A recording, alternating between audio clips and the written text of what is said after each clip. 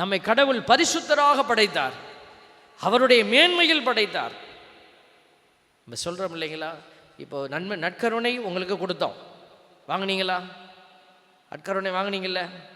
Very good. ஏன் நற்கருணை உங்களுக்கு கொடுக்கப்பட்டது?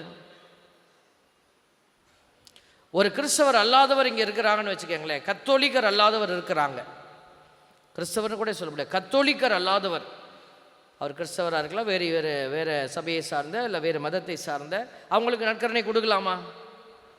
நம்மளுடைய கேட்டகிசம் என்ன? கொடுக்கலாமா கொடுக்கக்கூடாதா? ஏன் கொடுக்கக்கூடாது? அவங்க பெரிய பாவியா? அவர்கள் திருமுழுக்கு வாங்கலை. திருமுழுக்கில் என்ன கிடைச்சிச்சு உங்களுக்கு?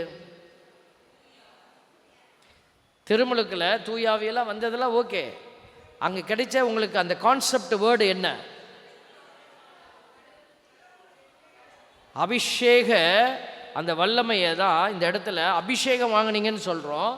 அந்த அபிஷேகத்தை இப்போ நீங்கள் எங்களை பார்த்து சொன்னீங்க இல்லையா, குருக்கள் அபிஷேகிக்கப்பட்டவர்கள் அப்படின்னு. திருமுழுக்கில் நீங்களும் குருவாக அபிஷேகிக்கப்பட்டீர்கள். பிரைஸ் தி லார்ட், ஹல்லேலூயா. இந்த குருத்துவ அபிஷேகத்தை பெற்றவர்களுக்கு மட்டும்தான் நற்கருணை கொடுக்கப்பட்டது. Praise the Lord. மற்றவர்கள் நல்லவர்களா கெட்டவர்களா என்பதற்காக அல்ல, அவர்கள் குருத்துவ அபிஷேகத்தை பெறல.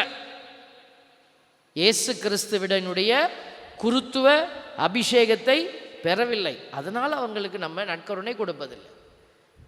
இப்போ பாவம் வருகிற போது பாவம் செய்தவர் நற்கருணை வாங்கலாமா? ஒரு சாவான பாவத்தோடு வருகிறவர் நற்கருணை பெற்றுக்கொள்ளலாமா? பெற்றுக்கொள்ளக்கூடாது. ஏன் கூடாது? அவர் பாவம் செய்தார் அப்படின்னு சொல்லி நம்ம மொட்டையாக சொல்வதல்ல. அந்த பாவம் என்ன செய்கிறது?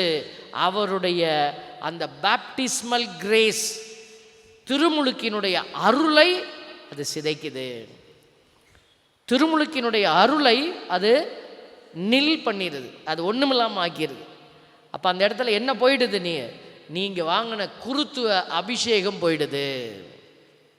இப்போ புரியுதுங்களா?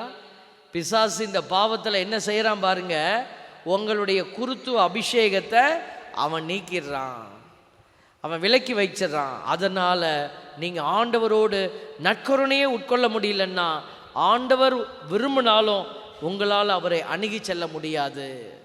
அதனால தான் பாவத்தை விட்டு வெளியேறுங்க, பாவத்தை விட்டு வெளியே வாங்கன்னு நம்ம சொல்கிறோம். யூதாஸ் இயேசுவினுடைய பக்கத்தில் உட்கார்ந்துருந்தான், இயேசுவால் அவனை காப்பாற்ற முடியல. அவனுடைய எண்ணத்திலேயே பயணித்து கொண்டிருந்தான். பாவத்தினுடைய அடிப்படை, ஜென்ம பாவத்தினுடைய அடிப்படை நிலையே என்ன தெரியுங்களா? நான் ரைட்டு, கடவுள் தப்பு. ஆதாமேவாள் செய்த அந்த பாவத்தினுடைய அடிப்படை நிலை என்ன தெரியுமா? கடவுள் சொன்னதை கீழே வச்சுட்டு தன்னுடைய எண்ணத்தை மேலே வச்சுட்டாங்க. எப்போ கடவுள் சொன்ன வார்த்தையை நீங்கள் கீழே வச்சுட்டு உங்கள் எண்ணத்தை தூக்கி மேலே வைக்கிறீங்களோ, அதுதான் ஜென்ம பாவத்தின் நிலை. கடவுள் உன்னை ஜென்ம பாவத்திலிருந்து கழுவி இருந்தும் நாம் இன்னும் அந்த பாவ நிலைக்குள்ளே விழுந்து கிடக்க நினைத்தால் ஆண்டவர் எப்படி உன்னை காப்பாற்ற முடியும்? கடவுள் உள்ள பூந்து நம்மளை காப்பாற்ற முடியாது, காப்பாற்ற விரும்ப மாட்டார். ஏனென்றால் சுதந்திரம், ஹியூமன் ஃப்ரீடம், அவருடைய சாயல், அவருடைய ஒரு சுதந்திரத்தை வைத்திருக்குது. அந்த சுதந்திரத்தோடு தான் உங்களை படைச்சிருக்கிறாரு.